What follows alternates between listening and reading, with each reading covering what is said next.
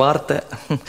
உன்னை எண்ணி பார்க்கையில் கவிதை கொட்டுது, அதான் அதை எழுத நினைக்கையில் வார்த்தை முட்டுது. அதேதான் பிரமாதம். கவிதை கவிதை படி. கண்மணி அன்போடு காதலன் நான் எழுதும் கடிதமே, பொன்மணி உன் வீட்டில் சௌக்கியமா நான் இங்கு சௌக்கியமே.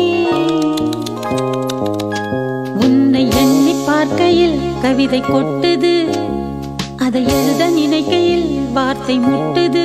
ஓஹோ கண்மணி அன்போடு காதலன் நான் எழுதும் கடிதமே.